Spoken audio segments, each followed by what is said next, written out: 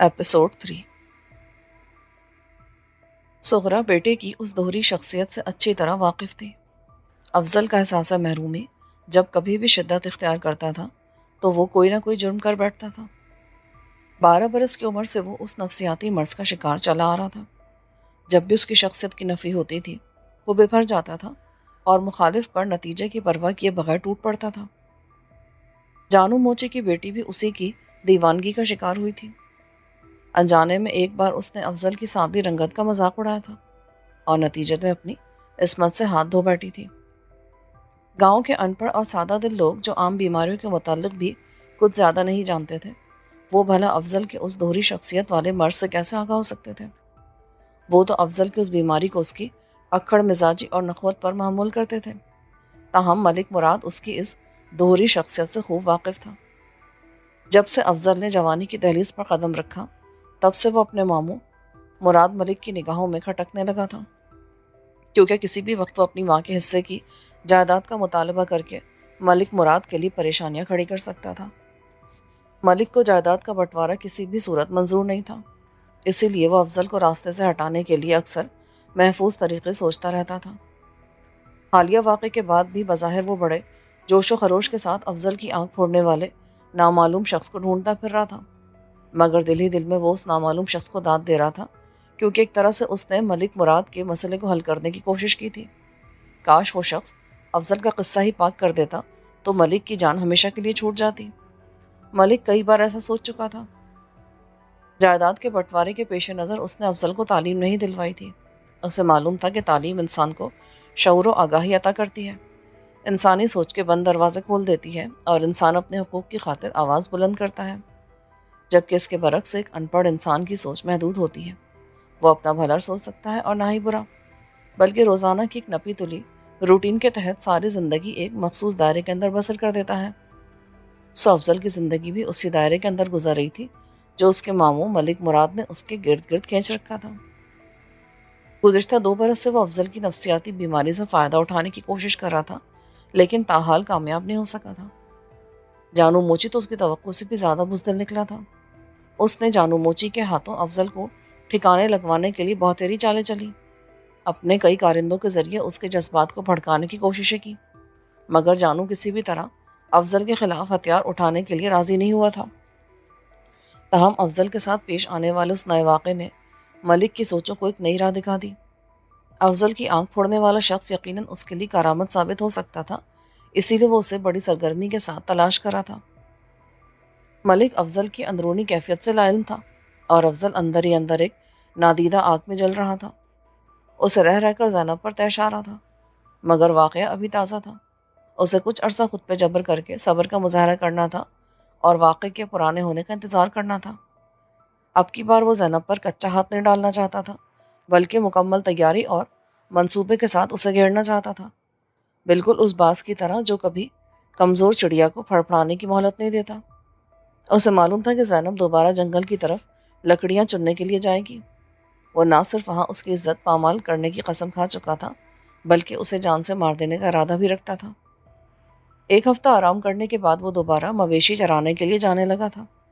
हथियार के तौर पर अब वो कुल्हाड़ी के बजाय राइफल साथ रखने लगा था, क्योंकि मलिक ने उसे दो टोक अल्फाज में समझा दिया था कि अगर कहीं भी वो नामालूम शख्स नज़र आ जाए तो बिला झिझक उसे गोली मार देना।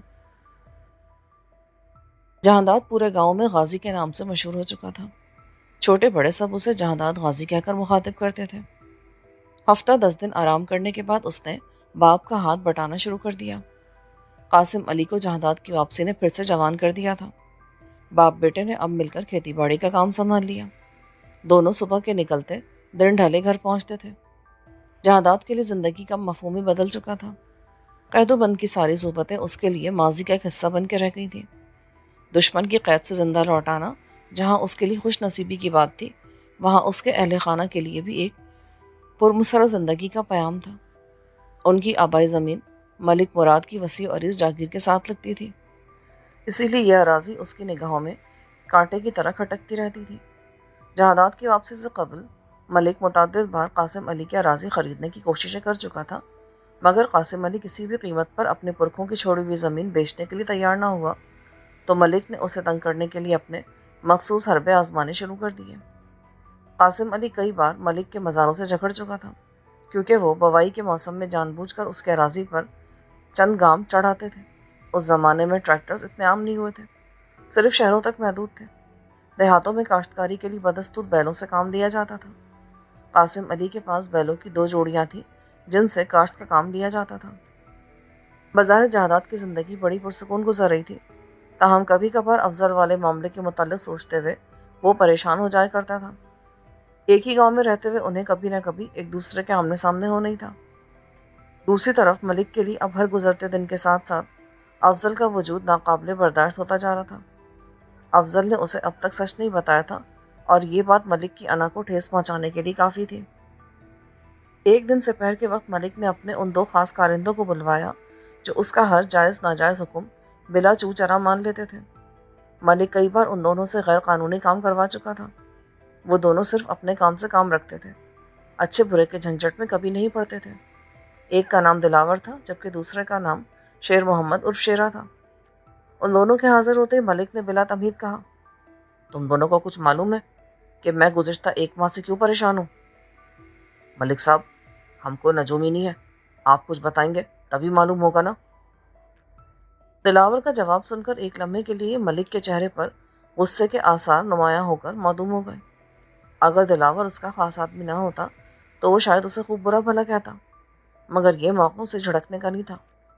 दिलावर, मैंने अफजल और कासिम अली से एक साथ निमटने का मंसूबा तरतीब दिया है, मगर यह मंसूबा तुम दोनों के ताउन के बगैर पाए तकमील तक नहीं पहुंच सकता। आप हुक्म करें मलिक साहब, क्या उन दोनों को ठिकाने लगाना है? अरे नहीं, फ़िलहाल उन्हें ठिकाने लगाने की कोई ज़रूरत नहीं। अलबत्ता चोरी करनी है, पर ज़रा होशियारी से। किसके घर? कासिम अली के घर, लेकिन ज़रा बच बचा के। सुना उसका फौजी बेटा बड़ा होशियार आदमी है। आप फिक्र ही न करें मलिक साहब, करना क्या है सिर्फ ये बताएं। भाई तुम दोनों की यही दिलेरी तो मुझे पसंद है। इतना कहकर मलिक ने उन दोनों को अपने करीब बुलाकर सरगोशियों में कुछ बताना शुरू कर दिया। उस वक्त तकरीबन आधी रात का वक्त था। फतेहपुर गांव की फिजा पर एक सुकूत तारी था, ताहम कभी कभी किसी आवारा कुत्ते के भौंकने की आवाज़ आती और यह सुकूत लम्हा भर के लिए मजरू होकर रह जाता। गांव की गलियां कूचे सुनसान पड़े थे। चांद की इब्तिदाई तारीखें होने की वजह से चारों तरफ अंधेरा फैला हुआ था। अलबत्ता इक्का दुक्का मकानों से मरियल सी रोशनी फूटती हुई नजर आ रही थी। ये रोशनी लालटेन और मिट्टी के चिरागों की थी, क्योंकि बिजली की सहूलत अभी तक फतेहपुर गांव में नहीं पहुंची थी। दिलावर और शेरा कुल्हाड़ियों से मुसल्लह होकर मलिक मुराद की हवेली से निकले और तेज तेज कदमों से चलते हुए एक तरफ रवाना हो गए। मुख्तलिफ गलियों से गुजरते हुए तकरीबन 20 मिनट के बाद वो कासिम अली के घर की डेवड़ी के सामने पहुंच गए। चंद लम्हे वहां रुक कर वो सरगोशियों में बातें करते रहे और फिर डेवड़ी छोड़कर हवेली की दीवार की तरफ मुतवज्जो हो गए। 7-8 फुट ऊंची ये दीवार मिट्टी की बनी हुई थी। ज़रा देर वो दोनों दीवार का जायजा लेते रहे और फिर दीवार फांदकर हवेली के अंदर दरवाजे तक पहुंच गए। कुंडी खोलकर उन्होंने दरवाजे को मामूली से धकेला और फिर हवेली के उस कोने की तरफ बढ़ गए जहां मवेशी बंधे हुए थे। गर्मियों का मौसम होने की वजह से कासिम अली और उसके अहले खाना सहन में सोए हुए थे, मगर उनकी चारपाइयाँ मवेशियों की खुरलियों से काफ़ी फासले पर बिछी हुई थीं। अगर कोई जाग गया तो फिर क्या होगा? शेर ने दिलावर से पूछा। होना क्या है, दखल अंदाजी करने वाले को सीधा ऊपर पहुंचा देंगे। क्या तुम्हें मलिक साहब का हुक्म याद नहीं रहा? नहीं, ऐसी तो कोई बात नहीं, लेकिन क्या? बिला वजह की खूनरेजी मुझे नापसंद है, इसलिए मैं भागने को तरजीह दूंगा। मलिक मुराद तुझे अपने हाथों से गोली मार देगा, इसलिए उल्टी सीधी हरकत की करने की कोई ज़रूरत नहीं है। ठीक है, अब बैल खोलो और चलने की तैयारी करो। खामखा बातों में वक्त ज़ाया मत करो, कहीं ऐसा ना हो कोई जाग जाए। शेर ने उकता कर कहा, अच्छा बस अब चुप रहो। दिलावर एक बैल की खूंटी की तरफ बढ़ गया। बैल खोलकर उसने रस्सी शेरा को थमाई और दूसरी खूंटी की तरफ बढ़ा। उनकी बदकिस्मती के दूसरा बैल किसी अजनबी शख्स को अपने नज़दीक नहीं फटकने देता था। दिलावर ने जो ही उसकी खूंटी की तरफ हाथ बढ़ाया, बैल ने उसे अपने लिए खतरा समझते हुए नथनों से फनकार की आवाज़ निकाली और फिर झुके हुए दिलावर की पुश्त पर एक भरपूर टक्कर दे मारी। टक्कर इतनी ज़ोरदार थी कि दिलावर के मुंह से दर्दनाक आह निकली और वो सीधा सर के बल खुरली में जा गिरा। सूरत-ए-हाल को बिगड़ता देखकर शेरे ने आगे बढ़कर बैल को पुचकारने की कोशिश की, मगर बैल उसे देखकर और भी गुस्से से फनकारने लगा और अगले खुर ज़ोर-ज़ोर से ज़मीन पर मारने लगा। इस दौरान दिलावर को खुरली से उठने का मौका मिल गया, मगर उसकी चाल में लंगड़ाहट थी। तुम्हें चोट तो नहीं लगी? शेरे ने बेख्याली से ऊंची आवाज़ में पूछा, लेकिन दिलावर को जवाब देने का मौका ना मिल सका, क्योंकि कासिम अली और जहादात की आंख एक साथ खुल गई थी। वो दिलावर, शेरे और बैल की आवाज़ें सुनकर जागे थे। शायद कुछ गड़बड़ है, कासिम अली ने ऊंची आवाज़ में कहा और फिर चारपाई छोड़कर नंगे पैर मवेशियों की तरफ भागा। भागो, कोई आ रहा है। शेरा बैल की रस्सी छोड़कर ड्योढ़ी की तरफ भागते हुए बोला। दिलावर को चारों नाचार उसकी पैरवी करना पड़ी, क्योंकि बैल की टक्कर ने उसे बेहाल कर दिया था। उसकी कुल्हाड़ी भी वहीं खुरली में गिर गई थी। ऐसी नाजुक सूरत हाल में वो मलिक का हुक्म भूलकर अंधाधुंध ड्योढ़ी की तरफ भाग रहा था। उसे अपने अक़ब में कासिम अली और जहादात की आवाज़ें सुनाई दे रही थीं, इसीलिए लंगड़ाने के बावजूद उसकी रफ्तार गैर मामूली थी। मलिक की हवेली तक पहुंचते पहुंचते उन दोनों की हालत बुरी हो गई। दोनों थके हुए घोड़े की तरह हाँप रहे थे। दिलावर शेरा को बेतहाशा गालियां दे रहा था, मगर वो खामोश था। अबे ओ बुज़दिल की औलाद, अगर तुम ज़रा हिम्मत से काम लेते ना, तो कम से कम हम एक बैल लेके आने में ज़रूर कामयाब हो सकते थे। अब हम मलिक साहब को क्या जवाब देंगे? वो मलिक साहब को तो कोई ना कोई जवाब दे ही देंगे, लेकिन तुम्हारी कुल्हाड़ी कहाँ है? कुल्हाड़ी को छोड़ो, वो वहीं खुरली में रह गई। अब सिर्फ मलिक साहब को जवाब देने के बारे में सोच।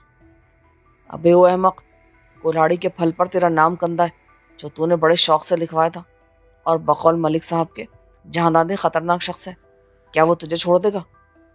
छोड़ यार, एक कुल्हाड़ी के जरिए वो मुझे चोर साबित नहीं कर सकता। बस मैं इस मलिक साहब से डर रहा हूँ, वो हमारी गलती आसानी से माफ़ नहीं करेंगे। पहले तो शायद मलिक साहब माफ़ कर देते, मगर तुम्हारी कुल्हाड़ी के मुतालिक सुनकर मुझे यकीन है कि माफ़ करने के बजाय वो हमारी खाल उतारने पर तैयार हो जाएंगे। कासिम अली के लिए मामूल की बात थी, क्योंकि वहाँ इस किस्म की चोरियाँ अक्सर होती रहती थीं। अलबत्ता जहादात के लिए चोरों का ये इक़दाम नाकाबिले बर्दाश्त था। गुज़िश्ता रात से वो सख्त गुस्से में था।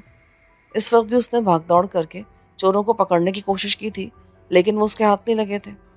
उन्हें खुरली से कुल्हाड़ी मिल गई थी, जो जहादात ने संभाल कर अपने पास रख ली थी। गो कि ये कोई इतना बड़ा सुराग नहीं था, मगर जहादात फिर भी मुतमईन था, क्योंकि सिंधी साहब की वो कुल्हाड़ी उस इलाके में इस्तेमाल होने वाली आम कुल्हाड़ियों से बहुत मुख्तलिफ थी। ऐसी कुल्हाड़ी हर किसी के पास नहीं होती थी। मलिक के कारिंदे शौकीन लोग या फिर बदमाश टाइप लोग रखते थे। रात के वक्त तो जहादात ने कुल्हाड़ी सरसरी निगाहों से देख के रख दी थी, मगर सुबह जब उसने कुल्हाड़ी को गौर से देखा तो दिलावर का नाम उससे छुपा ना रह सका। यह उसके लिए एक अहम इंकशाफ था। एक दिलावर को तो वो बड़ी अच्छी तरह जानता था।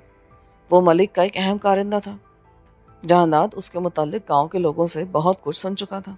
इस सिलसिले में जब उसने अपने बाप से बात की तो वो नासहाना अंदाज में बोला, जहादात, मैं जानता हूँ कि तुम्हें इस बात का सख्त अफसोस है कि चोर तुम्हारे हाथों बच निकले, मगर बेटा ये भी तो सोचो कि अल्लाह ताला ने हम पर कितनी मेहरबानी की है।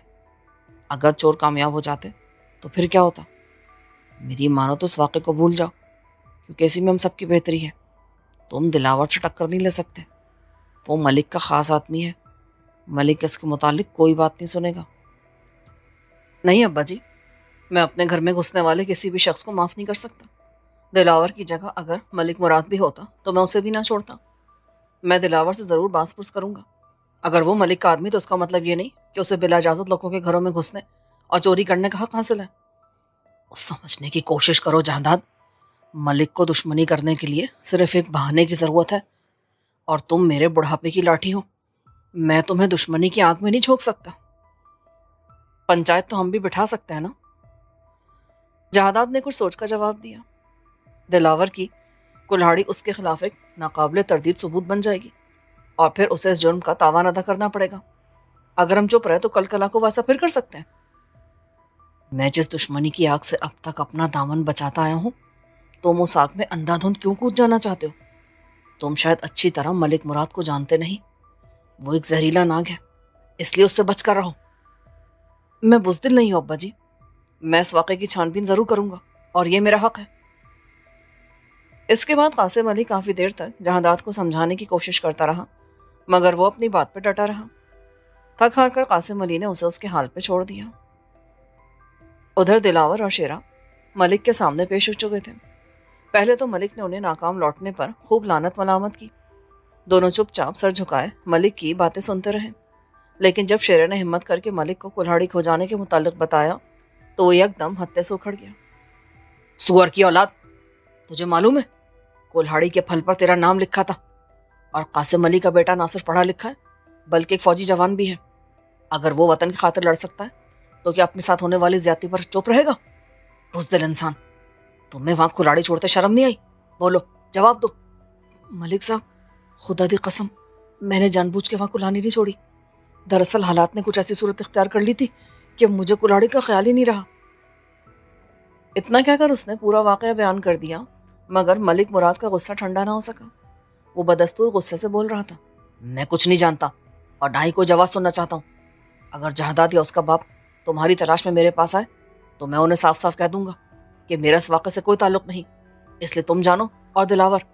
لیکن ملک صاحب، اس میں میرا کیا قصور ہے؟ میں نے تو جی آپ کا حکم مان کر ان کے گھر میں چوری کرنے کی کوشش کی۔ اگر بدقسمتی سے میں ناکام ہو گیا تو آپ مجھے بے آسرا چھوڑنے لگے، یہ تو ناانصافی ہوئی نا جی۔ دیکھو، تم نے بہت بڑی غلطی کی ہے۔ تمہاری کلہاڑی تمہارے خلاف ایک اہم ثبوت ہے۔ اگر انہوں نے پنچایت طلب کر لی تو میں تمہارے لیے کچھ بھی نہیں کر سکوں گا۔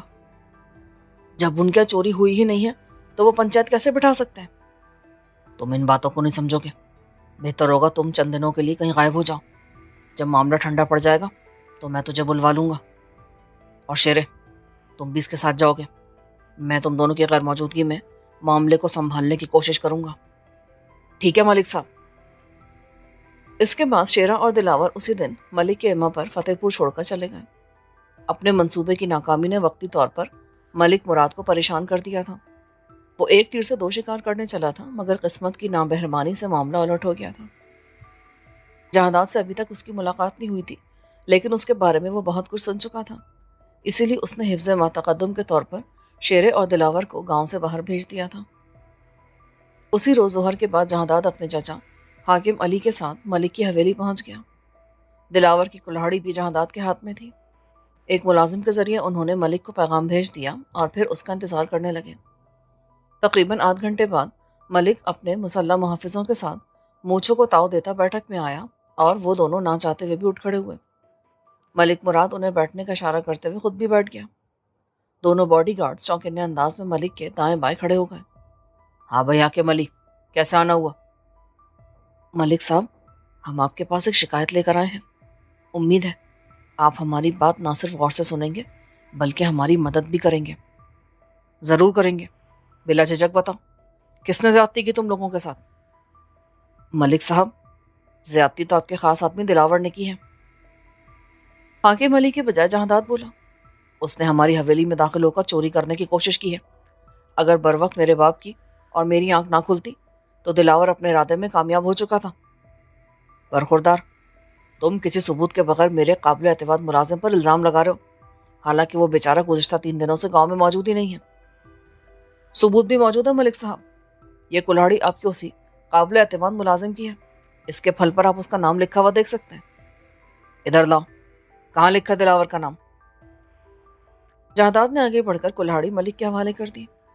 ملک نے چند لمحوں کے لیے غور سے کلہاڑی کے پھل کو دیکھا، اور پھر اس کے لبوں پر ایک استہزائیہ سے مسکراہٹ پھیلتی چلی گئی۔ ارے واقعی، اس کے پھل پر تو دلاور کا نام لکھا ہے۔ میں تمہارا شکر گزار ہوں نوجوان۔ دراصل یہ کلہاڑی ایک ہفتہ قبل دلاور سے کہیں کھو گئی تھی۔ یہ آپ کیا کہہ رہے ہیں ملک صاحب؟ ہم تو آپ کے پاس شکایت لے کر آئے تھے۔ آپ ہماری مدد کرنے کے بجائے ایک چور کو بچانا چاہ رہے ہیں، یہ کیسا انصاف ہوا؟ کچھ چوری ہوا ہے تم لوگوں کا حاکم علی؟ ملک صاحب، آپ بہت غلط کر رہے ہیں، میں دلاور کو چھوڑوں گا نہیں۔ کیا کر لو گے تم؟ اب تو تمہارے پاس ثبوت بھی نہیں رہا۔ اتنا کہہ کر اس نے کلہاڑی باڈی گارڈ کے حوالے کر دی اور دوبارہ جہادات کو تمسخرانہ انداز میں دیکھنے لگا۔ تمہارے حق میں بہتر یہی ہے کہ تم اس واقعے کو بھول جاؤ۔ ابھی تم نوجوان ہو، اسی لیے اپنی زندگی سے پیار کرو۔ ملک مراد اسے واضح الفاظ میں دھمکی دے رہا تھا۔ وہ سرتاپا غصے کی آگ میں جل رہا تھا، مگر مسلح باڈی گارڈز کی موجودگی میں وہ کوئی بھی اشتعال انگیز قدم اٹھانے سے باز رہا۔ موجودہ صورتحال میں اسے ملک کا پلہ واضح طور پر بھاری دکھائی دے رہا تھا۔ अगर जोश में आकर जहादात कुल्हाड़ी छीनने की कोशिश करता तो यकीनन नुकसान उठाता। इसीलिए अपने अंदर उठने वाले उबाल को वो थपक थपक कर सुलाने की कोशिश करने लगा। मलिक के दोनों बॉडीगार्ड्स उसे कीना तोज निगाहों से घूर रहे थे। लम्हा भर वो मलिक की आंखों में आंखें डाले देखता रहा। मलिक की आंखें उसे जुबान हाल से कह रही थी कि मैं हाकिम हूँ इस गांव का और तुम राया में से हो। तुम चाहते हुए भी मेरा कुछ नहीं बिगाड़ सकते। आज बाजी तुम्हारे हाथ में मलिक, लेकिन इतना याद रखना, मैं बुज़दिल नहीं हूँ। चलिए चाचा जान, जब मुलजिम और मुनसिफ एक हो जाएं तो फिर इसी तरह इंसाफ हुआ करता है। मलिक के देखते देखते वो दोनों लंबे लंबे डग भरते हुए हवेली से बाहर निकल गए। मलिक एक काया शख्स था। वो दुश्मन की पीठ पर वार करता था। आज तक सामने आकर उसने किसी को भी ललकारने की कोशिश नहीं की थी, मगर थोड़ी देर पहले अपने कारिंदे को बचाने की खातिर वो जहादात को वाशगाफ अल्फाज में धमकी दे चुका था। जवाब में जहादात ने भी जाते जाते उसे बावर करा दिया था कि वक्त पड़ने पर वो अपने हक की खातिर हथियार उठा सकता है। मलिक को वो फतेहपुर के आम आदमियों से बहुत मुख्तलिफ लगा। वो ठंडे दिलो दिमाग का नजर आ रहा था और यही बात उसे खतरनाक आदमी साबित करती थी। ऐसा शख्स मौका मिलने पर कुछ भी कर सकता था, इसीलिए मलिक उसकी तरफ से बहुत मोहतात हो गया था। वो जानता था कि जहादात ज़्यादा देर खामोश नहीं बैठेगा। एक हफ्ते बाद दिलावर और शेरा जब वापस फतेहपुर पहुंचे तो मलिक ने उन्हें फौरन बुलवा लिया। दिलावर को सारी बात बताने के बाद मलिक ने उसे सख्त ताकीद करते हुए कहा, तुम्हें कुछ अरसा जहादात की तरफ से मोहतात रहना होगा। मौका मिलने पर वो ज़रूर तुम पर वार करने की कोशिश करेगा। मलिक साहब, आप बिला वजह से इतनी अहमियत दे रहे हैं। हालांकि वो कल का लौंडा मुझसे टकराने के बारे में सोच भी नहीं सकता, और फर्ज करें अगर उसने कोई ऐसी वैसी हरकत करने की कोशिश की भी तो मैं उसकी हड्डियों का सुरमा बना के रख दूंगा। तेरी यही हिमाकत, हद से ज़्यादा बढ़ी हुई खुद एतमादी किसी दिन तेरे लिए फांसी का फंदा बन जाएगी। मैंने तुम्हें बता दिया है कि जहादात आम आदमी नहीं है, वो एक तरबियत याफ्ता फौजी है। तुम पर उस वक्त वार करेगा जब तुम्हारे वहमो गुमान में भी नहीं होगा। मोहतात रहने में तेरी भलाई है। ये तो ठीक है मलिक साहब, लेकिन मैं कब तक उसे छुपता फिरूंगा? जब तक मैं उसका कोई मुनासिब बंदोबस्त नहीं कर लेता। दरअसल मेरे जहन में उसके खिलाफ एक मंसूबा है और अब उस मंसूबे पर अमल करने का वक्त आ गया है। कौन सा मंसूबा? कुछ मुझे भी तो पता चले। दरअसल मैं जहादात और अफजल को आपस में लड़ाना चाहता हूँ। दोनों में से एक मारा जाएगा और दूसरा फांसी के तख्ते तक पहुंच जाएगा। दोनों सूरतों में मेरा फायदा होना है, मगर शायद अफजल आसानी से मेरी बात नहीं सुनेगा। मैं अफजल से कहूँगा, आप बताएं तो सही, कहना क्या है? मुझे यकीन है कि वो मेरी बात जरूर मानेगा। दिलावर झट बोला, तुम्हें याद है कुछ अरसा पहले एक नामालूम शख्स ने अफजल की आंख फोड़ डाली थी और कोशिश के बावजूद हम उसका सुराग लगाने में नाकाम रहे थे। हाँ जी, तो बस अब यूँ समझो कि वो नामालूम शख्स जहादात था। बस अफजल को यकीन दिलाने की देर है। इसके बाद क्या होगा ये मुझे अच्छी तरह मालूम है। अफजल भूखे औकाब की तरह जहादात पर झपट्टा मारेगा, फिर या तो जहादात को मार डालेगा या खुद उसके हाथों जहन्नुम रसीद होगा। दोनों सूरतों में हमारा ही रास्ता साफ हो जाएगा। मैं समझ गया मलिक साहब, आपकी ये तरकीब ज़रूर कारगर साबित होगी। अफजल एक लम्हे के लिए भी अभी तक उस नामालूम शख्स को भूल नहीं सका है। मैं आज ही उससे बात करता हूँ। ठीक है, पर ज़रा होशियारी से बात करना। अफजल की माँ को इस मामले की भनक नहीं पड़नी चाहिए। अगर तुमने फिर कोई हिमाकत दिखाई ना तो मैं तुम्हें अपने हाथों से गोली मार दूंगा। आप फिक्र ही न करें मलिक साहब, मैं कोई अहमक थोड़ी हूँ। अफजल की माँ क्या, किसी को भी कानो कान खबर नहीं होगी। मैं अफजल को ऐसी पट्टी पढ़ाऊंगा कि वो जहादात को गोली मारने के लिए तैयार हो जाएगा। अगर ऐसा हो गया ना तो समझो मेरा रास्ता साफ है। मैं तुम्हें तवक्को से बढ़कर इनाम दूंगा। ऐसा ज़रूर होगा मलिक साहब, ये मेरा आपसे वादा है। आप चंद दिनों के अंदर अंदर सुन लेंगे कि उनमें से कोई एक दूसरे के हाथों मारा गया है, क्या ज़ख्मी हो गया है। मैं उस खुशखबरी का शिद्दत से मुंतज़िर रहूँगा। आज से तुम अफजल के कान भरना शुरू कर दो, मगर ख्याल रहे उसके सामने भूल कर भी मेरा जिक्र मत करना, वरना वो तुम्हारी बात पर बिल्कुल यकीन नहीं करेगा। मैं चंगी तरह समझ गया मलिक साहब, मैं अफजल के सामने आपका जिक्र भूले से भी नहीं करूँगा। और मैनू मालूम है कि वो बेवकूफ़ आपको अपना दुश्मन समझता है। हालांकि आप बस बस जो कहा गया वो करो, मेरी तारीफ़ें करने की कोई ज़रूरत नहीं है। इतना कहकर मलिक ने उन दोनों को रुखसत कर दिया। हवेली से नाकाम लौटने के बाद जहादात मुसलसल अंगारों पर लौट रहा था। زندگی میں پہلی بار اس کی اس قدر سبکی ہوئی تھی۔ وہ تو ملک سے انصاف مانگنے کے لیے گیا تھا، مگر اس ظالم نے اس کی بات سننے کے بجائے اسے بے عزت کر کے حویلی سے باہر نکال دیا تھا۔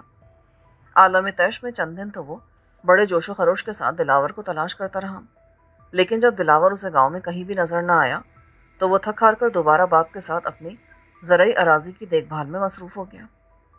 قاسم علی بھی اپنی جگہ خوش تھا کہ جہانداد چوری والے واقعے کو بھول گیا ہے، تاہم وہ اب بھی جہانداد کو سمجھاتا رہتا تھا کہ ملک اور دلاور جیسے لوگوں کی دشمنی بہت خطرناک ثابت ہوتی ہے، اس لیے ان کے منہ لگنے کی کوئی ضرورت نہیں ہے۔ زینب بھی موقع ملنے پر اسے سمجھاتی رہتی تھی۔ جہانداد وقتی طور پر زینب اور باپ کی ناصحانہ باتیں سن کر متاثر ہو جاتا تھا، مگر جب تنہائی میں اسے اپنی بے عزتی یاد آتی تو اس کا خون کھولنے لگتا۔ ملک اگر اس سے اچھے طریقے سے بات کر لیتا تو شاید اس نے اسی وقت دلاور کو معاف کر دیا ہوتا، لیکن ملک نے تو اسے اہمیت دینے کی ضرورت ہی محسوس نہیں کی، الٹا اس نے بات کو بڑھاوا دیا تھا۔ اب وہ دلاور کو معاف کرنے کے لیے قطعی راضی نہیں ہو سکتا تھا۔ وہ ہر صورت میں دلاور کو سبق سکھانے کا فیصلہ کر چکا تھا۔ خاندان میں سے صرف اس کے چچا حاکم علی نے اس کا ساتھ دینے کا وعدہ کیا تھا، کیونکہ جہانداد کی طرح وہ بھی ایک نڈر اور اصول پسند شخص تھا۔ جہانداد نہ صرف یہ کہ اس کا بھتیجا تھا بلکہ ہونے والا داماد بھی تھا، اور اپنے داماد کی خاطر وہ ملک تو کیا زمانے بھر کی دشمنی مول لینے کے لیے تیار تھا۔ ایک دن سپہر کے وقت حاکم علی بھائی کے گھر میں داخل ہوا اور سب کی نگاہیں بچا کر جہانداد کو ایک مخصوص اشارہ کرنے کے بعد باہر نکل آیا۔ چچا کے جانے کے تھوڑی دیر بعد جہانداد بھی ایک ضروری کام کو کہہ کر گھر سے نکلا اور سیدھا اس مخصوص ٹھکانے پر پہنچ گیا جہاں حاکم علی شدت سے اس کا منتظر تھا۔ تمہارے لیے خوشخبری ہے، میں نے آج دلاور کو دیکھا ہے، وہ یہیں گاؤں میں موجود ہے۔ کب؟ کس وقت؟ آج دوپہر 12 بجے کے لگ بھگ۔ میں نے اسے افضل کے ساتھ دیکھا ہے۔ افضل کو تو تم جانتے ہو نا، ملک کا بھانجا ہے۔ وہی افضل نا جس کی کچھ عرصہ پہلے کسی نے آنکھ پھوڑ دی تھی؟ ہاں چچا، میں دلاور کو سبق ضرور سکھاؤں گا۔ اس نے ہمارے گھر میں گھس کر بہت برا کیا۔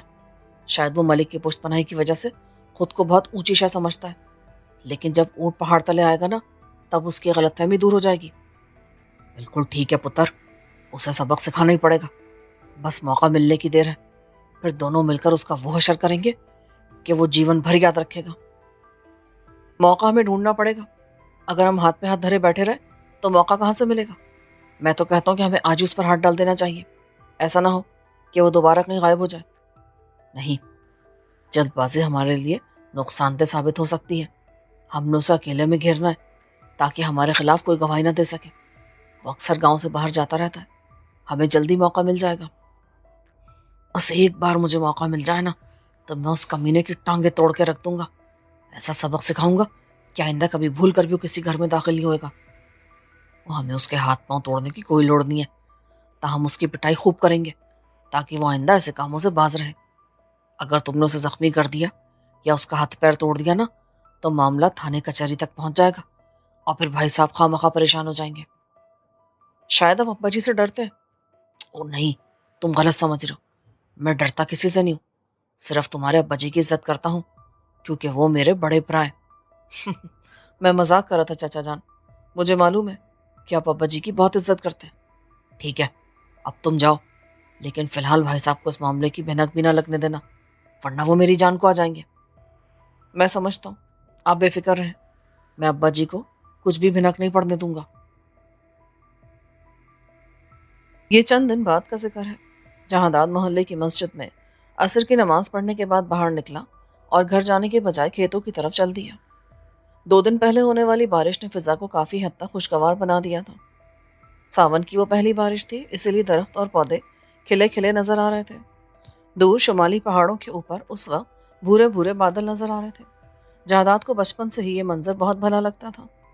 بچپن میں وہ اکثر گرمی کی دوپہریں نالے کے کنارے اگے ہوئے گھنے درختوں کے سائے تلے گزارا کرتا تھا اور برسات کے موسم میں اپنے ہم عمر لڑکوں کے ساتھ مل کر نالے کے پانی میں خوب نہایا کرتا تھا۔ نالے کے کنارے وہ گھنے درخت اب بھی موجود تھے، مگر اس کا بچپن وہاں نہیں تھا۔ وقت بھی کتنی تیزی سے گزر جاتا ہے، اس نے سوچا اور تھوڑی دیر کے لیے وہیں نالے کے کنارے بیٹھ گیا۔ بہتا ہوا پانی اسے اچھا لگ رہا تھا۔ کچھ دیر بعد وہ اٹھا اور نالے کے کنارے کنارے مشرق کی طرف روانہ ہو گیا۔ وہاں سے تقریباً 2 کلومیٹر کی مسافت پر ان کے آبائی کھیت تھے۔ ان کھیتوں میں ہر سال اتنی فصل ہو جاتی تھی جو ان کی گزر اوقات کے لیے سال بھر کافی رہتی۔ اس کے علاوہ وہ مویشی وغیرہ بھی پالتے رہتے تھے۔ ان کی زندگی شاہانہ نہ سہی لیکن پرسکون ضرور تھی۔ جہانداد اپنے آپ میں مگن کھیتوں میں گھوم رہا تھا۔ وہ اس بات سے قطعی بے خبر تھا کہ اس کی پرسکون زندگی میں ایک بھونچال آنے والا ہے۔ افضل کب سے اس کے تعاقب میں تھا لیکن وہ لا علم تھا۔ افضل کو دلاور نے اپنی چکنی چپڑی باتوں سے یقین دلا ہی دیا تھا کہ اس کی آنکھ پھوڑنے والا نامعلوم دشمن جہاندادی ہے۔ اسی لیے وہ گزشتہ 2 روز سے جہانداد کی طاق میں تھا مگر اسے موقع نہیں مل رہا تھا۔ آج وہ گاؤں سے نکلنے کے بعد سے ہی جہانداد کے پیچھے تھا۔ پہلے تو اس نے سوچا کہ یوں ہی بے خبری کی حالت میں جہانداد کو گولی مار دے، لیکن پھر اس نے سوچا کہ یوں مزہ نہیں آئے گا، دشمن کو تڑپا تڑپا کر مارنا چاہیے تاکہ وہ گڑ گڑا کر معافی مانگے، روئے دھوئے اس کے پیروں میں گرے، تبھی تو انتقام لینے کا مزہ آئے گا۔ سورج بس چند لمحوں کا مہمان تھا جب اچانک افضل رائفل تانے جہانداد کے سامنے نمودار ہوا۔ افضل کو یوں اچانک اپنے سامنے پا کر ایک لمحے کے لیے تو جہانداد کا رنگ متغیر ہو گیا، مگر پھر وہ اپنے آپ کو سنبھالتے ہوئے بولا، کیا بات ہے، کون ہو تم؟ میں تیری موت ہوں۔ تو نے کیا سمجھا تھا کہ میری آنکھ پھوڑ کر بچ جائے گا؟ تمہیں غلط فہمی ہوئی ہے، میں تو تمہیں پہلی بار دیکھ رہا ہوں، شاید تمہیں کسی نے میرے خلاف بہکایا ہے۔ موت کو سامنے دیکھ کر بکواس کرنے کی کوشش نہ کر، میں تجھے چنگی طرح جانتا ہوں کہ تو کون ہے۔ دیکھو، میں موت سے نہیں ڈرتا، لیکن بلا وجہ کی دشمنی مجھے ناپسند ہے، اس لیے میرا راستہ چھوڑ دو، یہی ہم دونوں کے حق میں بہتر ہوگا۔ ارے، فوجی تو بہت بہادر ہوتے ہیں، موت کی آنکھوں میں آنکھیں ڈال کر مسکراتے ہیں، لیکن تم تو ایک لمحے میں بھیگی بلی بن چکے ہو۔ شاباش، سینے پر گولی کھا کر مردانگی کا ثبوت دو۔ جہانداد بری طرح پھنس چکا تھا، اسے اپنی موت یقینی نظر آ رہی تھی، مگر موت سے گھبرا کر ہمت ہار دینا اس کی تربیت میں شامل نہیں تھا۔ 71 کی جنگ میں کئی بار موت اسے چھو کر گزر گئی تھی، اس لیے گھبرانے کے بجائے اس نے تیزی سے سوچنا شروع کر دیا۔ وہ دیکھ چکا تھا کہ افضل کے ہاتھ میں سنگل بلٹ رائفل ہے، اگر وہ کسی طرح پہلی گولی سے بچ جاتا تو پھر افضل کو دوسری گولی ڈالنے کی مہلت کسی صورت نہ دیتا۔ افضل اس سے کم از کم 15 قدموں کے فاصلے پر کھڑا تھا، اسے کسی بھی طرح افضل کو مزید قریب لانا تھا۔ اس کا دماغ تیزی سے کام کرنے لگا، جبکہ افضل رائفل تانے بدستور اسے قہر آلود نگاہوں سے گھور رہا تھا۔ اس کی انگلی ٹریگر پر تھی۔ تم میرے سینے پر گولی چلانا چاہتے ہو نا؟ لو، چلاؤ گولی۔ جہانداد ڈر انداز میں آگے بڑھتے ہوئے بولا۔ اتنا کہہ کر انجام کی پرواہ کیے بغیر اس نے افضل پر چھلانگ لگا دی۔ دوسرے لمحے ایک دھماکہ ہوا اور اسے یوں لگا جیسے کسی نے اس کے بائیں بازو پر جلتا ہوا انگارہ رکھ دیا ہو۔ گولی اس کے بازو کے گوشت کو دھوڑتی ہوئی گزر گئی تھی۔ وہ سیدھا افضل کے قدموں میں جا گرا تھا۔ اس سے پہلے کہ افضل دوبارہ رائفل لوڈ کرتا، اس نے اسے ٹانگوں سے پکڑ کر پشت کے بل گرا دیا۔ اب وہ دونوں ایک دوسرے سے لپٹے رائفل چھیننے کی کوشش کر رہے تھے۔ زخمی ہونے کے باوجود جہانداد غیر معمولی جوش کا مظاہرہ کر رہا تھا۔ پھر دیکھتے ہی دیکھتے اس نے افضل سے رائفل چھین لی۔ اس کے بعد جو کچھ ہوا وہ افضل کے لیے ناقابل برداشت تھا۔ رائفل کے بٹ مار مار کر اس نے افضل کو لمحوں میں ہوش و خرد سے بیگانہ کر دیا۔ افضل کے بے ہوش ہو جانے کے بعد وہ اپنے زخمی بازو کی طرف متوجہ ہوا، جس سے رسنے والے خون نے اس کی پوری آستین بھگو ڈالی تھی۔ جیب سے رومال نکال کر اس نے دائیں ہاتھ اور دانتوں کی مدد سے جیسے تیسے کر کے زخمی بازو پر پٹی باندھی اور پھر بے ہوش پڑے افضل کی جیب سے گولیاں نکال کر رائفل لوڈ کر لی۔ تھوڑی دیر سستانے کے بعد اس نے آگے بڑھ کر افضل کی پسلیوں میں ایک بھرپور ٹھوکر لگائی تو اس نے کرا کر آنکھیں کھول دی۔ اٹھو، اب تمہاری باری ہے، بہادروں کی طرح سینے پر گولی کھاؤ، میری بہادری تو تم دیکھ ہی چکے ہو۔ نہیں، تم مجھے نہیں مار سکتے، میرا ماموں تمہیں زندہ نہیں چھوڑے گا، تم شاید ملک مراد کو نہیں جانتے۔ اٹھو، ورنہ ایک سیکنڈ میں کھوپڑی اڑا دوں گا، میں تیرے ماموں کو اچھی طرح جانتا ہوں کہ وہ کتنا بڑا سورما ہے۔ تھوڑی دیر بعد وہ افضل کو رائفل کے نشانے پر رکھے واپس گاؤں کی طرف روانہ ہو چکا تھا۔